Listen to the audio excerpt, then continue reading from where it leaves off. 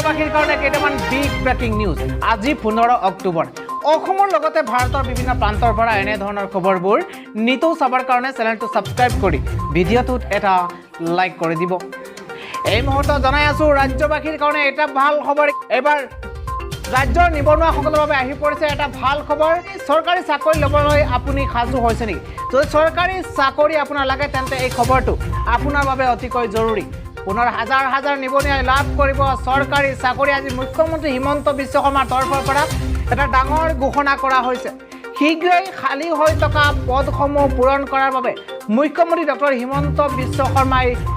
এটা ডাঙৰ পদক্ষেপ গ্ৰহণ কৰিছে এবাৰ নিবনুৱাসকলক সুখবৰ দিছে মুখ্যমন্ত্ৰী ডক্টৰ হিমন্ত বিশ্ব শৰ্মা চৰকাৰে ৰাজ্যত পুনৰ দিয়া হ'ব শিক্ষক নিযুক্তি গতিকে ভাল খবৰ শীঘ্ৰেই পূৰণ কৰা হ'ব খালী থকা পদসমূহ আৰু কিছু সময়ৰ পূৰ্বে শিক্ষামন্ত্ৰী ৰনোজ পেগুৰ তৰফৰ পৰা গুৰুত্বপূৰ্ণ ঘোষণা কৰা হৈছে কম দিনৰ ভিতৰত নিযুক্তি দিয়া হ'ব বুলি ঘোষণা কৰিছে শিক্ষামন্ত্ৰী ৰনোজ পেগুৱে আৰু আন্তঃগাঁথনিৰ উন্নয়নৰ ক্ষেত্ৰত কাম কৰি আছে ইতিমধ্যে চৰকাৰে গতিকে ভাল খবৰ কিয়নো খালী হৈ থকা পদসমূহ পূৰণৰ বাবে এতিয়া সাজু হৈছে চৰকাৰ আৰু অতি শীঘ্ৰেই নিযুক্তি প্ৰদান কৰিব অসম চৰকাৰে